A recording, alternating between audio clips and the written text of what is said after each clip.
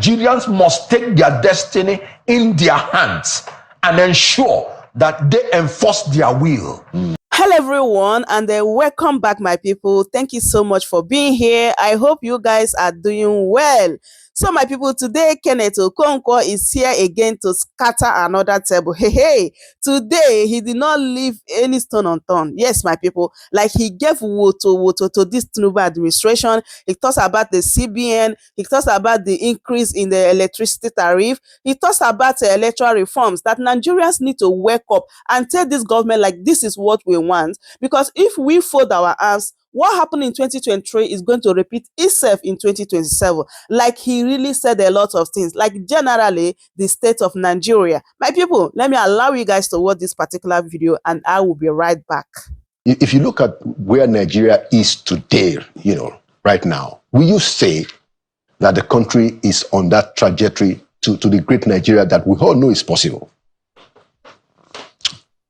I've always said that Nigeria has the potential to be a superpower nation. And it will not take more than 2 decades if we do what is right and consistently do what is right to move into that superpower status.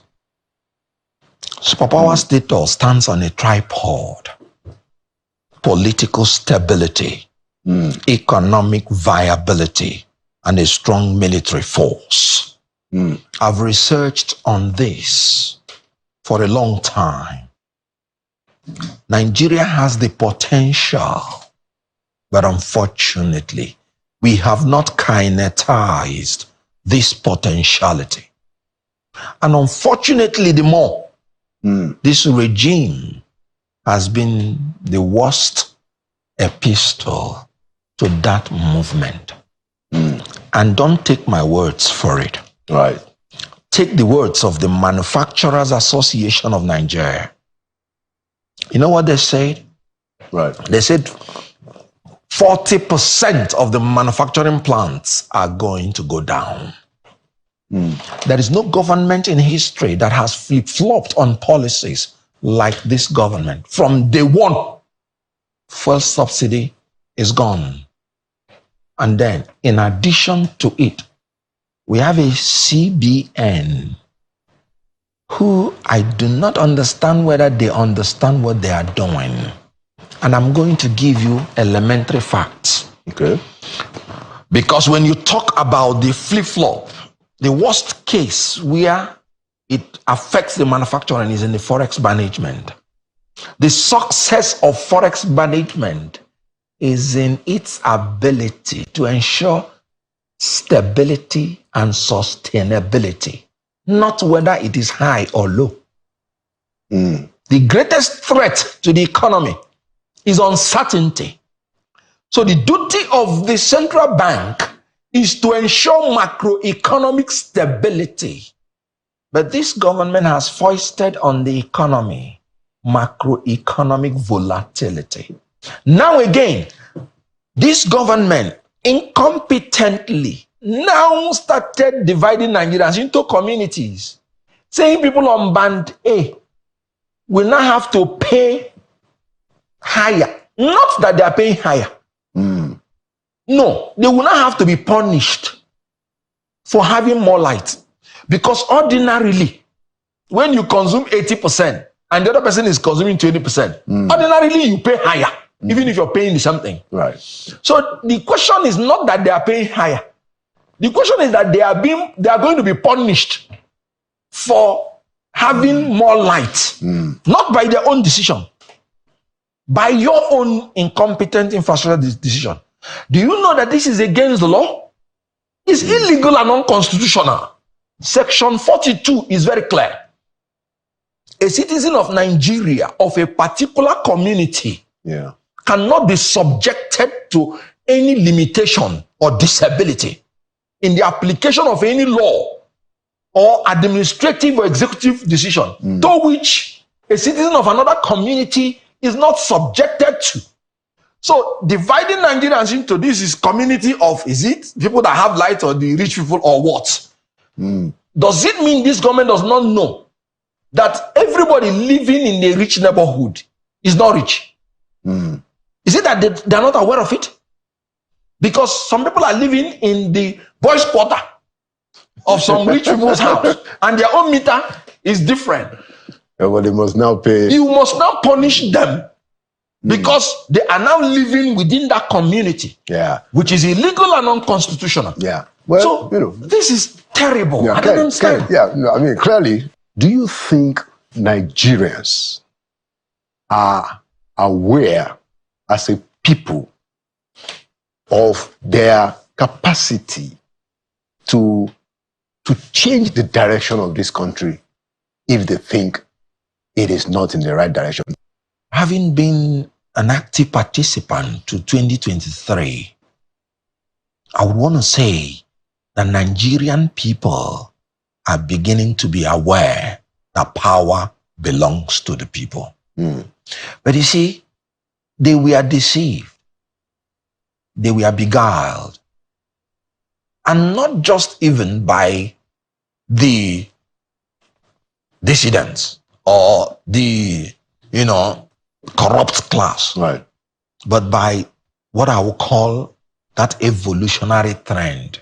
Because there has to be a precedent that you would have to rely on to take a decision. Yeah. What happened in 2023 was novel. This was the first time Nigerians came out and say, don't give us money. We're no longer interested. We want a new Nigeria.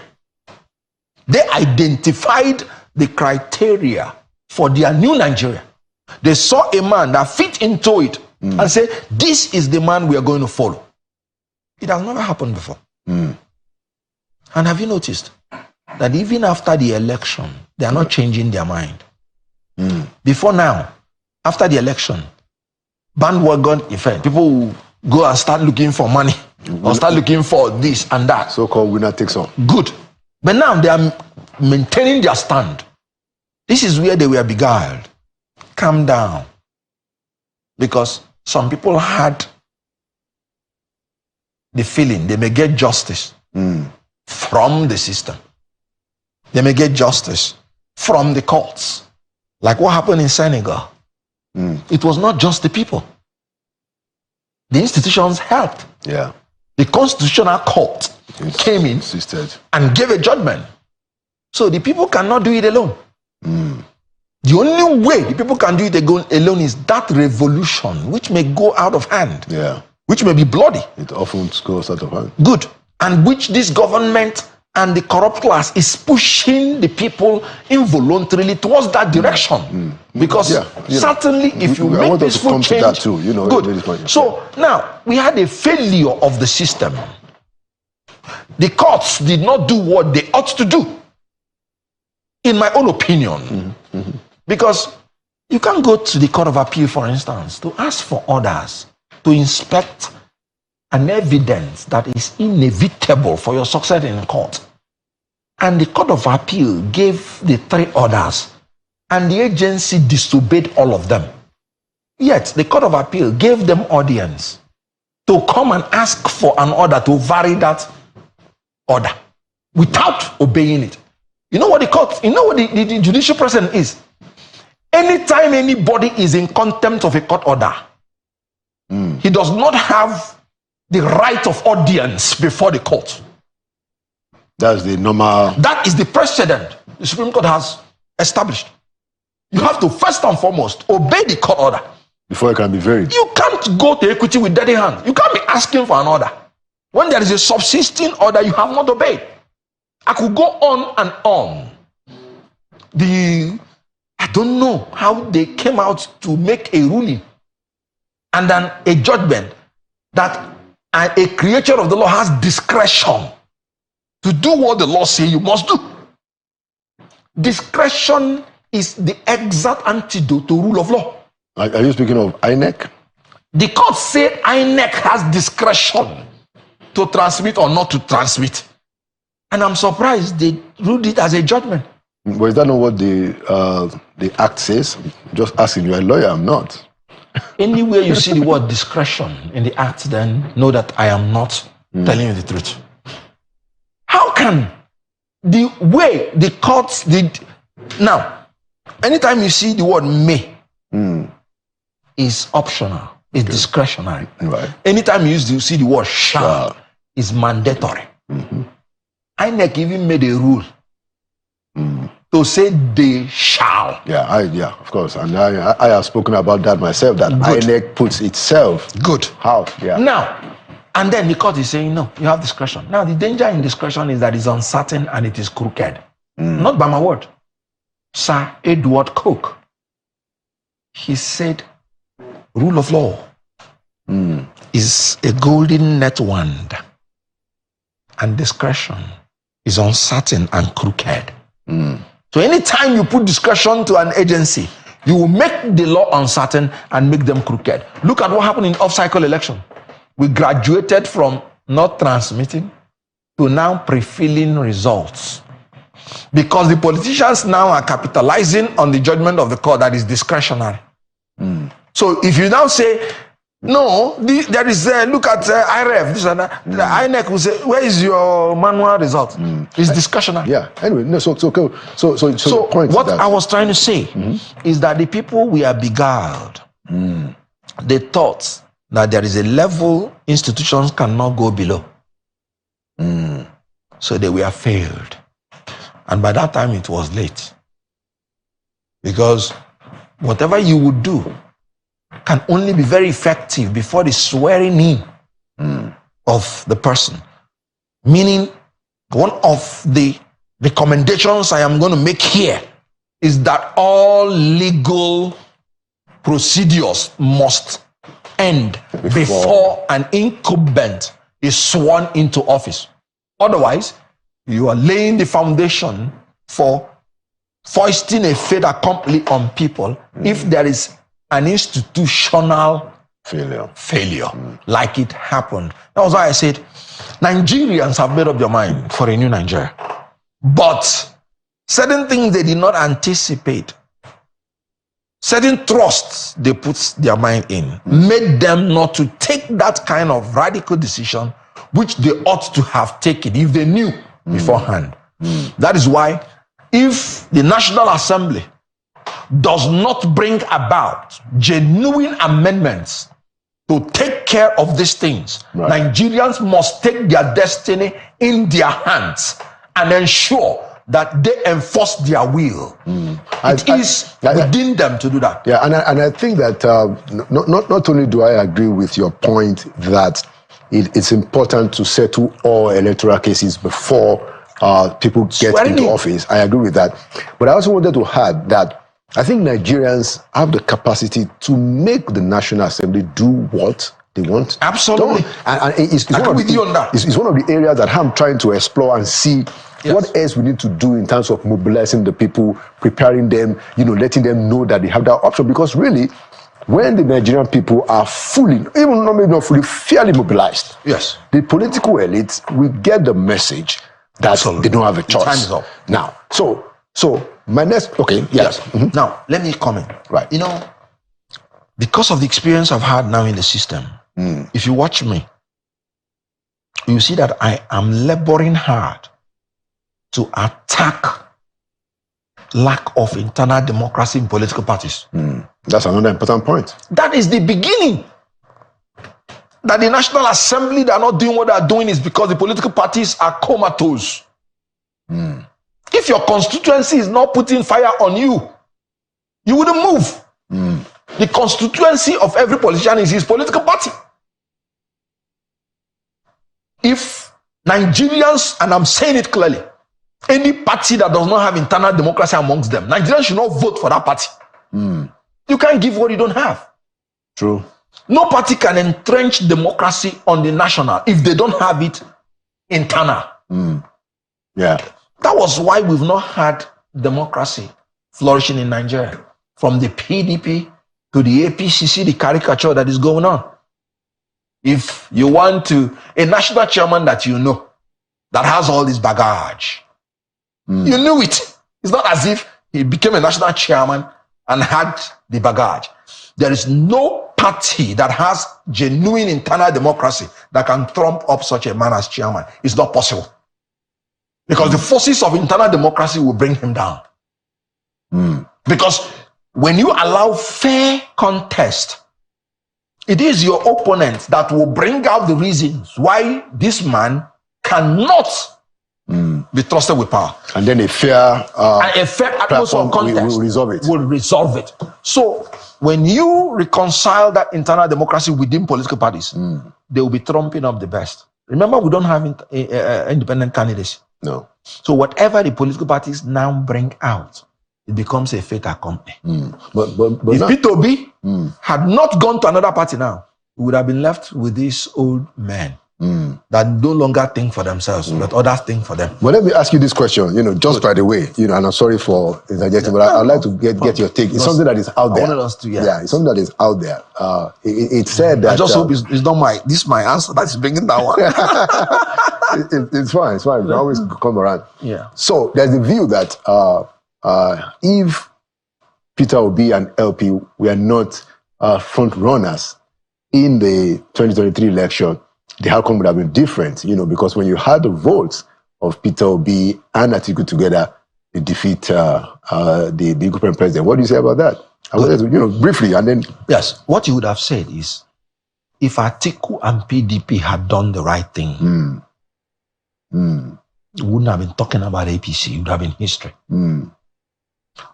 But exactly what I told you, Obi did not want to continue with the old formula of not having internal democracy within a political party and pretending you can do it within Nigeria.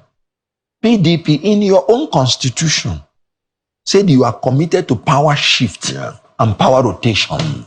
Section 73C, your own constitution, which should be the ground norm in your party. Yeah. And then the presidential candidates from the north came out to say, of a truth, Atiku Abubakar himself said it, of a truth, it is the turn of the southeast. Bet. What do you mean by bet? When you yourself said the same thing, when Jonathan wanted to go the second time, he said no. And they said your only reason is not because you said it's corrupt, it's not because you said it's because it is the turn of the north. Right. So now that you yourself said it is the turn of the southeast, then it's a region that has been loyal to you all through their lives. Then you now say, no, they are not qualifying. So why am I saying this? What I'm saying is that if there was internal democracy in the party, in PDP, that wouldn't have happened. They would have said, no, this is the position of the law. Let's now come to finish the point. Yes, so the point is that Obi did the right thing. As a matter of fact, he now helped PDP to obey their constitution. Yes, they didn't obey it, and that's why they failed. Yeah. Anyway, let's and they're still failing. Yeah, they're not even able to reconcile. Well, I mean, the leadership of their party. Yeah, I think that if you look at, now that we're talking about internal democracy, if you look at the three major parties, even your party, LP, still had a problem with Abure. Absolutely, and that's why we are battling. Yeah, PDP has problem with their chairman. Absolutely. APC now has a problem. So there is APC something. has always had a problem. So there's something. From 2016, I don't talk without facts. Right. From 2018 till date, APC had more than or about 5 national chairmen. I will name them so that you don't say. Is it up to 5? Let's start. John Odigie. Yeah, that was in 2018. Adams Oshomo. And then Adams. Yeah. Bunu. Oh, well, okay, if you can't Bunu. No, why won't you? It cannot exist in any. So you're right. So it's 5. Adamu. Oh, then think of it. That's quite an embarrassment. Good. What's average? Is it average up to 3 years? Wow. So a ruling party that is showing such in the same time, an incredibly. Let me tell you, Mm. this government is competing with itself. Mm. If you check the trajectory of this government, you can only compare its failure with its abject failure. Can you imagine? We are saying that CBN is doing well. Not because they have even returned Naira to what they met. But at least they are going from their 2,000 to a Naira. to 1,300 to. So you are comparing their failure with their abject failure. And that point is made. Let me ask you, and these are interesting points that you're actually bringing up in your discussion. So do you think, again, it's out there, quite a few people think that APC got a second chance in 2023, whatever it is. Yes, you know that I think that you did not. Exactly. Yes, got a second chance. And I'm suspecting you. No. When you're saying, as an actor, I can interpret, whatever it is, No, well, I'm just saying, but it's there. But because it is real. And that's the point. The view is there. I'm not trying to cut you in. Okay. If you have seen polling unit by polling unit result from INEC as to that presidential election, in all the polling units as required by law, Section 62 of the Electoral Act, tell me. Because what INEC gave to us, which we took to court, 18,018 polling units were blurred, mutilated, unreadable. Some having pictures of men and women. So if you have seen, let me know. Because in mathematics, when you arrive at an answer without a formula, they will say you stole it. And then by 4:30 a.m., a commission went in and announced the result. Okay. Anyway, so let's come back to our discussion. And I wanted to put a question to you before we conclude.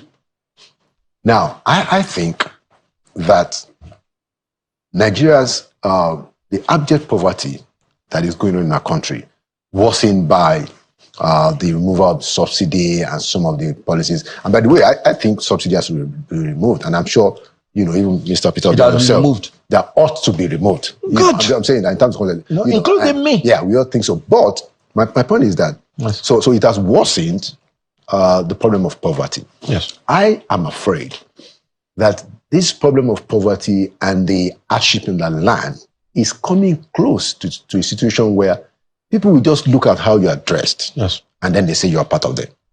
See, some of the arguments that we even have at the level of political elite, it's not impacting on them.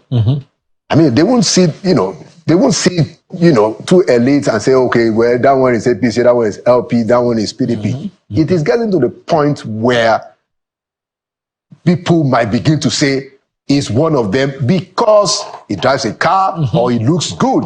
So my question is, what will it take the political elite of Nigeria to avert what is clearly a danger to their own existence with the kind of hardship and the almost intolerable poverty that is festering in the country?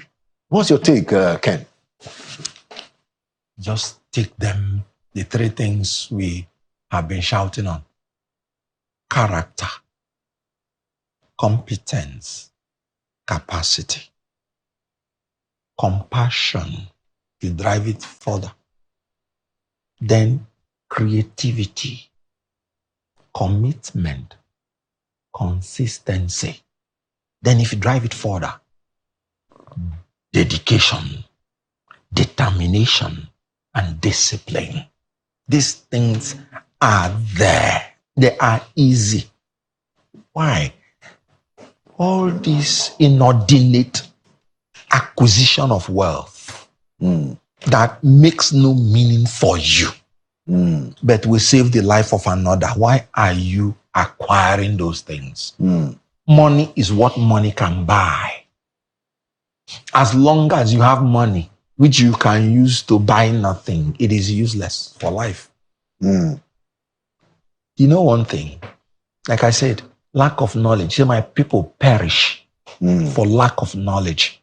The next thing the government should do is to proactively support Nigerian companies vis-a-vis the international companies who are naturally conspiring to ensure that the potentials of Nigerians are not brought to bear. Look at what happened in EPIS. So when they are telling you the foreign companies are giving you excuse because of Naira, this and that, they can't do this, it's not true. But when you allow them to enjoy the monopoly, then your people cannot come in to salvage the situation. They don't owe you patriotism. They owe their country. So if the government through diplomacy will ensure that Nigerian companies compete on international sphere, we will be able to at least get our own share of the world economy. Okay, Ken, well made. Last question because of our time. It's a very simple question. So a lot of the damage that we have seen done to national life and development in our country has only been possible because of what is called elite collusion. Absolutely. When we were under military rule, people knew that military rule is an aberration. Yes. But when a soldier takes over power, he's able to get some elites to be ministers, to be his heads. They get business going. We all know that Nigeria ought to be great. We discuss, some of the ideas that ought to be in place. And then at times we see people doing the opposite. But you find that they find one elite or some elites that will work with them. Yes. How can we end elite collusion? Do you subscribe to the idea of an elite consensus where everybody, regardless of party affiliation, regardless of ethnicity, religion, where we can say that this is the minimum, regardless of whatever that this country should be able to do, this. Do you, and with Mr. Obi, support that kind of consensus so that we can terminate elite collusion in this country? You see, another name for what you have just said is elite capture of the state. So you're absolutely correct. That is one of the things that Obi is saying. As a matter of fact, he calls it structure of criminality. That's what he said. This structure must be dismantled. It is pure collusion. You can see, even when this government came to power, you can see some people who said, even if they are given 30 years, they will not do anything. And before a week or two, they're already telling you that they are the best thing that is happening. That is part of that collusion you're talking about. There should be an irreducible minimum, and I agree. But that can only be possible if you have internal democracy in political parties. Because whoever the political party trump up to you, you don't have any choice. But I think it goes beyond political parties because I want you to think of other leaders now outside of politics. We have leaders in business. We have leaders in religion. Good. We have leaders in academic. Yes. Who also have a voice. The problem is and who are often silent. No, you wouldn't blame them. They didn't tell you they are politicians. But can we leave politics to politicians? If you don't leave politics to politicians, then do you leave biology to but politics is to physicians? Well, now, you don't really, because what I'm saying, we are all affected. Good. What I'm saying is this: no matter how much you shout, Nigerians are shouting. That's why even in heaven, they will ask who will go for us. So my advice is that they all should not look at themselves as not being politicians. In democracy, everybody should be in politics. That's the point. That's my point. Everybody should be in politics. Some people just have strong voices. Good. That when they speak, people listen. Must be in politics. That's democracy. The government of the people, by the people, for the people. So everybody should be in politics. But not everybody should be in power, obviously. Yeah, obviously. But everybody should be in politics. But you can only blame them if you brought out qualified people and then you're saying they made a wrong choice. But even if they make the right choice and their votes don't count, that is why. Good. Now, let me come in to narrow in on that issue of the people. Okay, then let's conclude. The people must know one thing. The only democracy that can endure is the one that is brought by them. They should never trust military intervention to give them democracy. Yeah. And I'm going to make a summary of it. Why I am scared of military intervention. When the military come in, they suspend parts of the constitution. They rule by decree. And they suspend the courts. They out the jurisdiction of the court. And they establish tribunals. And when they make a decree, their tribunal will try the people. And you will not have a right to appeal in the regular court. They will tell you appeal to the Provisional Ruling Council. And the Provisional Ruling Council takes the final order. And in these three you have just done, only one man is the head of all of them. And a decree is simply the words and the orders of the head of state put in writing. So it's the most dangerous thing on earth. You don't have freedom at all. So the military coming in, they don't have democracy themselves. So they will never give you democracy. They are command and control. So the people must know that we have reached the end of the tunnel. Military intervention is not going to be the solution. Absolutely. They must rise up.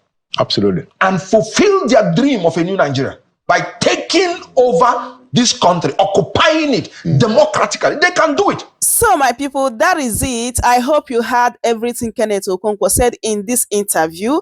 Kenneth Okonkwo is such a brilliant man. Like, I can't stop listening to him. He always speaks truth to the power. So the highlight for me in this interview is when he said that Nigerians have the capacity to force National Assembly to do what they want. Yes, my people. And also when he said that all legal proceedings must end before anyone will be sworn in. Because after swearing in, you guys know that that person must manipulate the proceedings, and that is exactly what happened 2023. That Nigerians need to stand up and say enough is enough. Like, we need to exercise our rights as a citizen of Nigeria. So my people, that is it. I would love you guys to also leave your thoughts in the comment section. What do you think about this interview? What do you think about what Kenneth Okonkwo said here? And yeah, I will see you guys in my next one. Please, if today is your first time, don't forget to subscribe, like, and share. Thank you everyone that be sharing my video. I truly appreciate you all. Yeah, I'll see you guys in my next one. Goodbye for now.